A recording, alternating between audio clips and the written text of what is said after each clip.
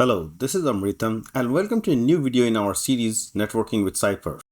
In this video, we'll explore the impact of DPDK in enhancing overall network performance using real-world examples. Before we begin, I would like to extend a special thank you to my colleague Orkoti Bagal from Keysight, who helped set up the DPDK configurations showcased in this video. Let's get to it. Before diving into the specifics, let's take a moment to discuss the high-level advantage of DPDK or the data plane development kit. Typically, applications in user space have to go through the operating system, acting as a middleman before they can reach the networking functions. You can see this depicted in the left-hand side of my picture. However, DPDK libraries enable applications to bypass the OS and communicate directly with the networking functions, as shown in the right-hand side. This direct access can dramatically improve performance and efficiency. In today's video, we are going to quantify that improvement in performance leveraging CyPerf in a before DPDK and after DPDK scenario for a containerized CyPerf agent. Let's get to the configurations now. For deploying the before DPDK container, I'm not going to go into the details, but quickly browse through the GitHub link where you can find this. There are several videos showcasing how we can deploy it, and I'm going to put that in the description so you can go and see how we deploy this in a container in a non-DPDK environment and look at the exact Docker image that you need to pull for it. In the interest of time, I had deployed these two Docker containers without DPDK. You can see it in the zoom that it's not DPDK enabled. I'm running a very simple test, an HTTP 1 byte GET to push my connections per second.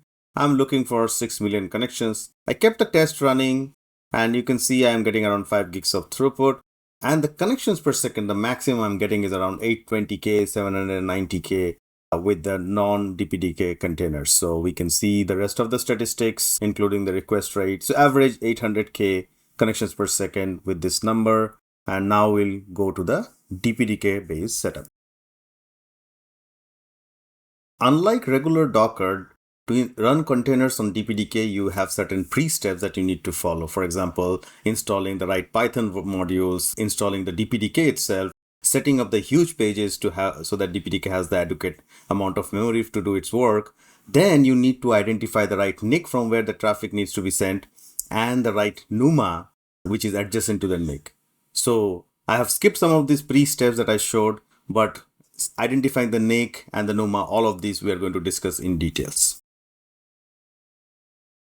I have logged into my host and I have identified that exact NIC that I want to use. So this particular command, as I zoom in, grep bus info, is going to tell me that exact PCI ID of this NIC. It's very important to note it down at this point.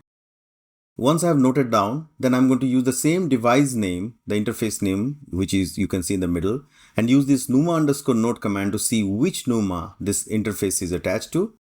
Similarly, I would also look at the local CPU list so that I can pin the Docker to use these CPUs to avoid any NUMA boundary crossing.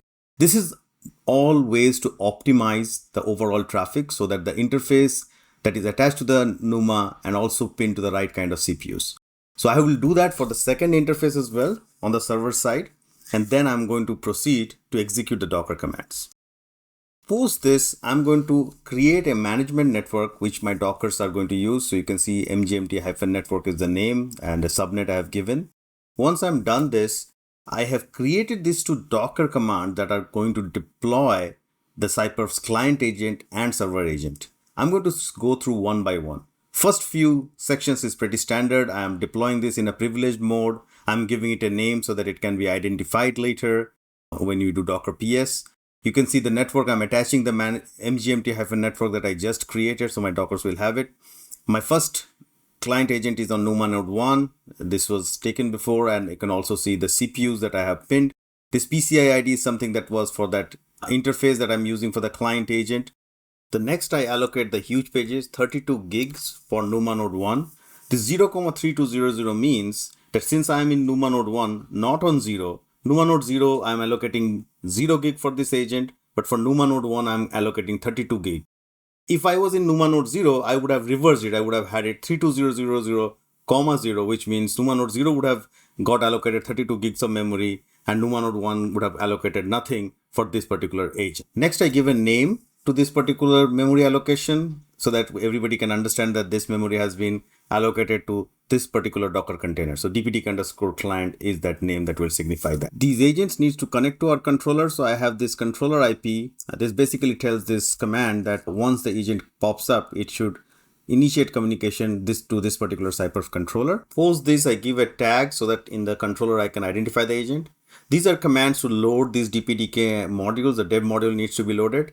Last but definitely not the least is this Docker image. You can see DPDK : latest. This basically tells you that this container image will have DPDK and it will fetch the latest one. So this was the first Docker command that I executed. Once successful, I would now add the interface to this namespace, the Docker's namespace. You can see this is a command, docker top client agent, which is the name of the agent, and we have a bunch of shell commands. And this is the interface name, sudo IP link set interface name netns. It would ensure that the interface is now within this Docker's namespace. I do the same thing for the server agent. I pick the second NUMA. You can see how the memory is reversed here. I have a different PCI ID. The CPU sets are different. You have a different name to identify the huge pages. And obviously, the interface is again added to the namespace of this server agent. So with executing these two commands, I now have two containers with DPDK support that are now connecting to my CyPerf controller. So let's go to our CyPerf controller and see what's happening there now. We have used the same setup. Now, all we will do is add these two agents. So I can see these two new agents have been connected to my controller, 172.16.02. We can see they are now DPDK enabled, right? I'm going to add one of them as client and the other one that I tagged as server so that the traffic can flow through between them. I'm not going to change anything else in the configuration. ICPS test, let's start it. I kept the test running for some time, and you can see CyPerf's goal seeking algorithm has already done its user adjustments to reach a humongous performance of 5.8 million connections per second.